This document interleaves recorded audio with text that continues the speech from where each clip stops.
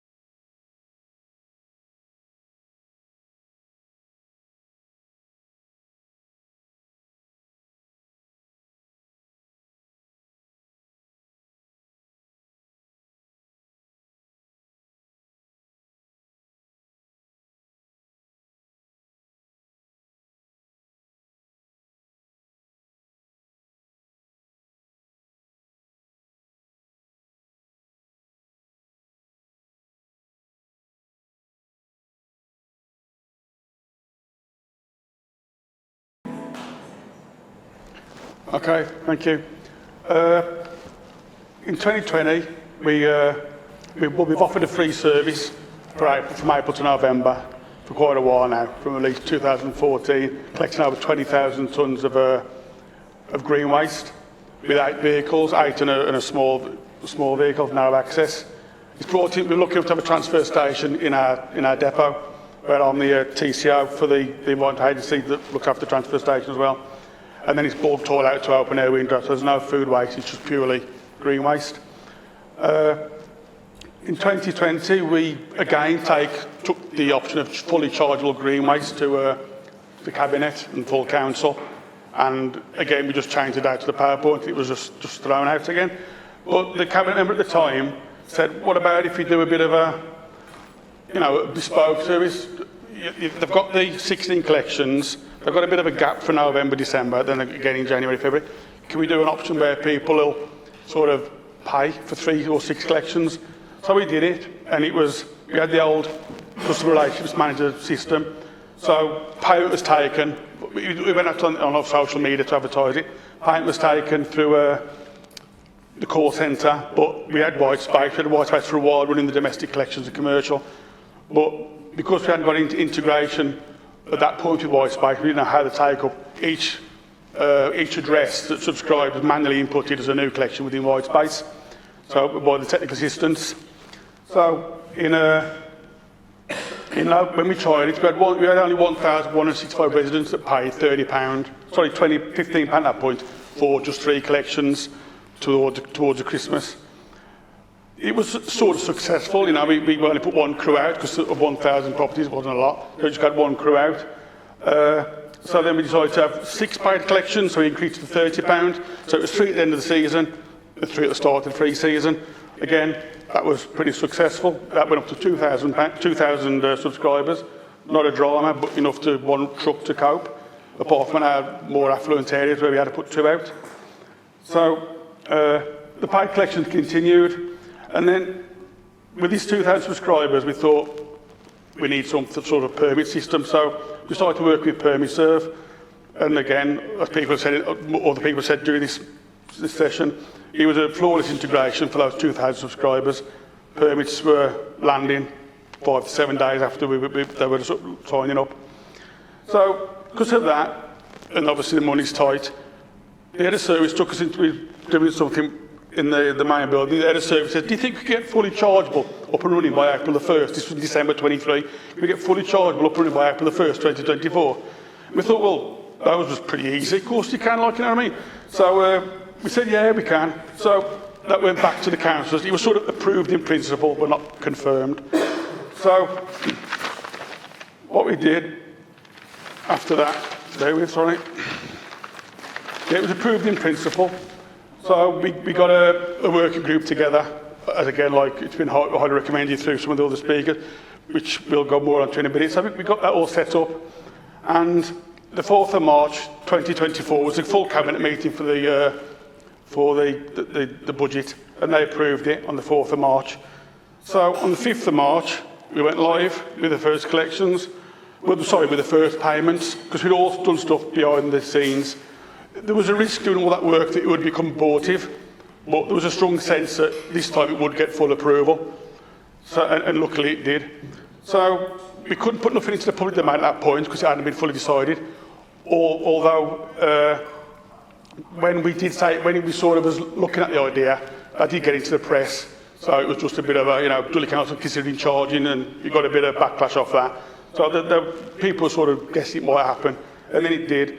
So on the 4th of March, when it got approved on the evening, the 5th of March, we sort of, well, on the evening of the 4th, we just let all the social media stuff go out. That all went out. We got all pre-planned. We got a schedule of when to release it, how many times, what time of the day, and that sort of stuff. So on the 5th of March, the subscription service went live at 8:30, and payments were starting to be taken online and by people on mobile phone. So as subscriptions started to come in, rounds were being populated. But due to the pre-existing 6 collections we were running through Whitespace, we'd already got rounds set up within the Whitespace system. And because of the short time frame, it wasn't long enough for Whitespace to run a data load for any new rounds. So we had to use the existing round areas. We had to Whitespace run a script to end Greenways collections on the 4th of March. So for the remainder of that month, up until the 1st of April, we have to go back to the old paper, we split off the round sheets and gave paper copies round sheets for those 2,000. It wasn't a drive, it was fine. So that all went fine. The 1st of April 2024 was the day of the collections, first collections. Because the Greenways was set to start then, we didn't know whether the rounds were going to fall onto the devices until overnight. So we luckily, 4:30 in the morning, when you woke up, it looked on the logged on and the rounds had all populated and it was all lovely. So that was one drama. So I went into the office, met with the team, met with the drivers again, just to remind them it's all go, everything's happening, and just remind them what they knew. The information they put in is pivotal to what the information we get out from the other end. So because of that, like I mentioned earlier, so that was a journey where we went from 0 to 3 and 6 collections, then fully chargeable.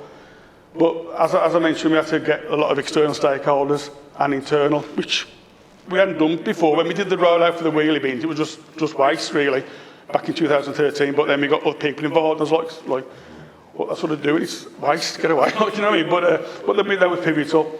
So we had, obviously, Dudley Council Plus, which is our call centre. We had to get those on board, along with our communication, public affairs, our digital front doors, which is Beccy's manages, obviously our sales waste management, and PermiServ, going from 2,000 subscribers up to the full-on chargeable. So we didn't know how many we were going to get, so we just estimated, and of course we continued with Whitespace. But because of the large amount of numbers, we had to get an integration between Whitespace and PermiServ, so those permits had been done automatically. We couldn't do and enter 40, 50, 60,000. So through those stakeholders, we ensured that we were ready to launch immediately following council approval. So we'd done all the behind-the-scenes work. Could have been aborted, it wasn't. So luckily we took the gamble and everything was going into place. The in-cab devices, the permits ready to come. The only issue with the permit, not an issue, that sounds bad. The only permits, because we weren't going to get the decision until the 4th of March, we spoke with PermiServ prior to that. We got the artwork and all the letters and everything. We got all that approved, ready to go. PermiServ were happy with it, we were happy with it. But obviously they ain't going to order 30, 40, 50,000 loads of stationery until we've got the approval. So as soon as we got the approval, they ordered what they need to order, and away we went. And in the meantime, meetings were arranged between PermiServ and Whitespace to do what they need to do with the APIs and all that sort of technical stuff. But that was fine in the end. We didn't issue calendars at all, which we usually do. So usually when the Greenway season comes to an end, we generally use the Greenway staff to go around posting collection calendars to tell them about the Greenway season for the following year, and the Christmas collections, because obviously two birds with one stone, so I think around November. so when we had the permit, we had a QR code, which they clicked on, that took them to their My Dudley, logged on, and as they populated, the refuse and the recycling was already there, but as they ordered the service, their green, it just populates. At the moment, it'd say, you have not subscribed. As soon as I subscribed, within a matter of seconds, it would appear of their collection, and it just followed the normal pattern what we did previously. So no weekly change for the residents. It's still alternated with their recycling. The only issue, because we used existing rounds, there might be some crossover. So white space was subscribing. It was going to white space, and because in the past 2 rounds might have done that large street, it wouldn't assign. We had to manually assign it. That's something we know for next year. You know, we've got more time to do it and start afresh and build brand new rounds. For FAQs, the Dudley Council Plus, the customer-facing teams, ready to answer queries. We've developed a long list of FAQs, and we did look at other councils, because a green bin's a green bin, and we did look, and we thought we sort of pulled a lot together. Looked at FAQs, got those signed and passed off, and again with terms and conditions, we got all those done. So they were available on the website when they logged on to their account, and also the FAQs were given to Dudley Council Plus, and if we had questions come in that we hadn't got in the FAQs, but there was a lot of the same type of question, we just kept updating the FAQs as we're going along. We didn't really, with regard to promotion, all we did was social media. There was a thing around, can we issue to every household, but it was costly. So we just used the free channels at the moment, our social media accounts, and it seemed to work. We got a few issues, we did the quality impact assessment, we got a few issues of people that were saying, well, you know, I don't access the internet, I haven't got the internet. So there was a thought we've got like poster sites around the board advertising different shows and stuff. Do we put them on there? But then the subscriptions just kept going up and up and up, and more people were subscribing, so we just held off for a bit. And that sort of died down, and more people helping other. It was like, get to a trusted friend or a family member, and they were signing on for them. So that's me, that's the operations bit. I'll hand over to Beccy now for the complicated bit. So now I'm going to bring you on to technology and how we facilitated this change for Jason in his service area. So I'm just going to do some little clicking, so bear with me. So our previous service was quite limited and involved a lot of manual intervention. So we scoped with the service area and the working group a new process using our new My Dudley platform, which launched in November 2023. And residents were invited to sign up for the new service online through the My Dudley platform or by calling our customer service hub. We built an integrated process for payments and for integrated services for PermiServ and Whitespace, which then delivered the online subscription for our residents. So now I'm going to play you another little video. Sorry if it's a bit loud.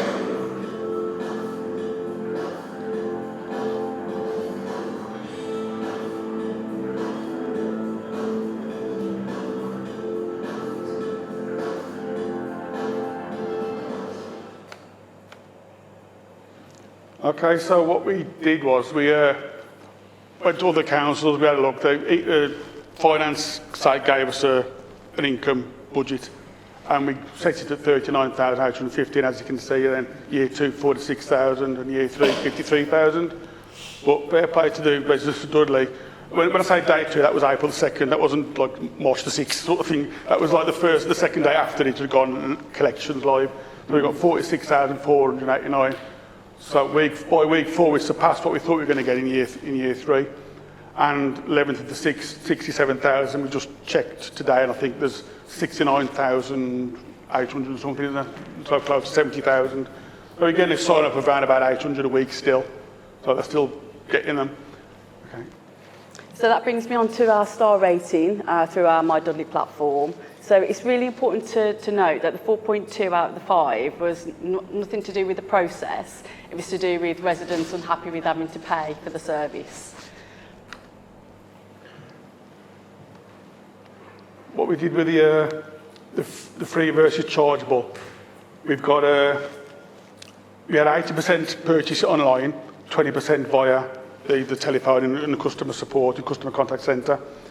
So we've now got 54% of the borough within 3 months.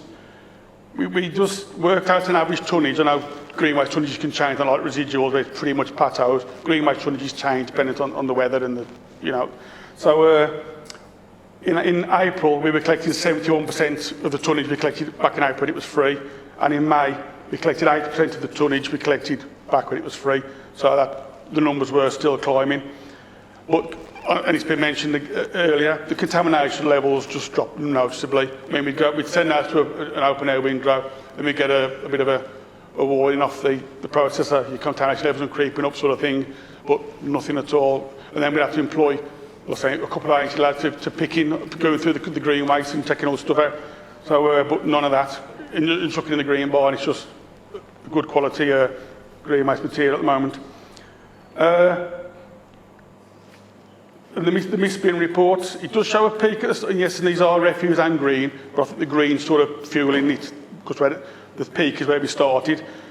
But what happened was, because of the short time frame, we hadn't got time the permits hadn't got time to arrive prior to the season, to the collection starting. So residents were actually buying the service when they could see the lorry down the street, sort of thing, and expecting, we've been delivered.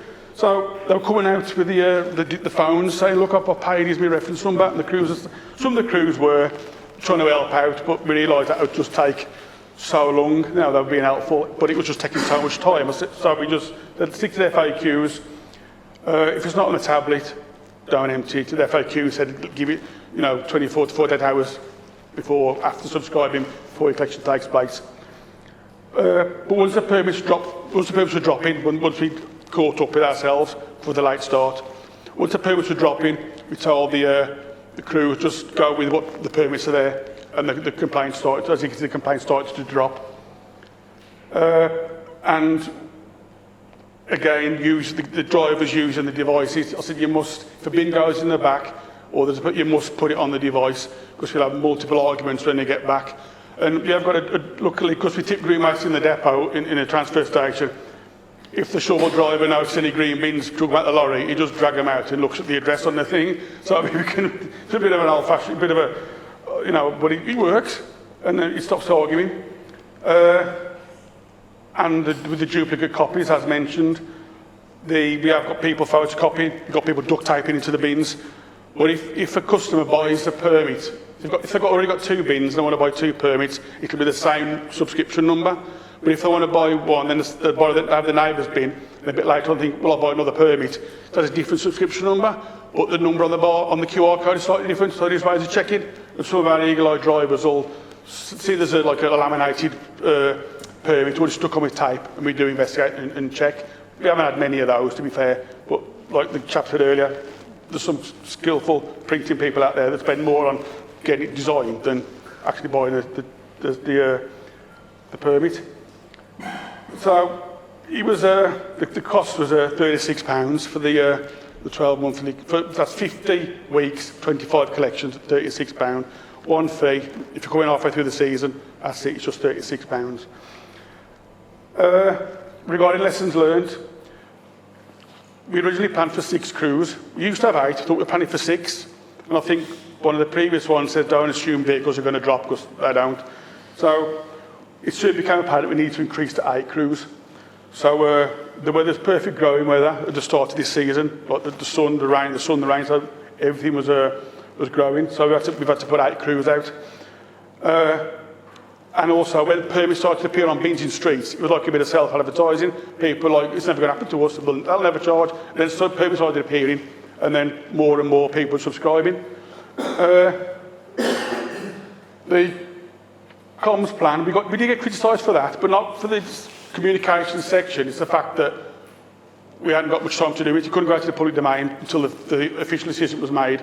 So then when we did that, we did get a few, why is it only limited to online people and that sort of stuff. But we got longer now, so we'll have a more leading time for the comms. And regarding the short limited time with white space, we had to sort of use old rounds to build new rounds, which worked. Just a lot of manual inputs in a manual moving around to bulk and that sort of stuff. Those at no white space. We did that.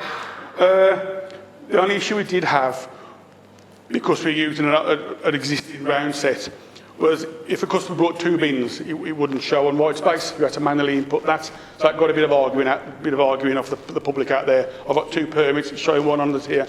So we're looking at that. We're doing that manually now, but that's something going forward we'll look at when we look at it and how working with white space. Okay? Okay, so lessons learned. We've already heard about different authorities talk about resource, and when we have a longer leading time for our next subscription service, we will ensure that our call centre and our customer service hub have got admin staff to support that. Again, we're going to promote the service earlier, so we're aiming to go out in January 2025. Jason? Yeah, like I mentioned earlier, we plan to we went from 8 trucks to 6 trucks, and we just plan to hire in more and more as the service grew, but it just grew exponentially rather quick. So we had to get more trucks in quicker than we thought, and also making sure we weren't breaching our spending controls. So, but we use analytics now based on white space and everything to work out where the populated areas are. Maybe we can move trucks and change days around. So again, Jason's already referred to how these teams are using in-cab devices. So with the implementation of the new process, we removed all manual printouts of rounds, and everything is managed on the in-cab devices and their tablets. Which brings me on to the next lessons learned, payments. So we are reviewing about direct debits, but after hearing all the feedback today, I'll be taking that back. We've also been asked to review 3 monthly instalments and splitting that over 3 equal payments. Again, I'll be taking feedback back to the office. Technology. As with any new process, we did experience some significant issues with duplicate payments, and that was due to our payment provider, Civica. In week 1, it was just totally overwhelmed, so we are waiting an upgrade and we're currently testing that. So when we roll out for the 2025 subscription, that issue should hopefully be resolved.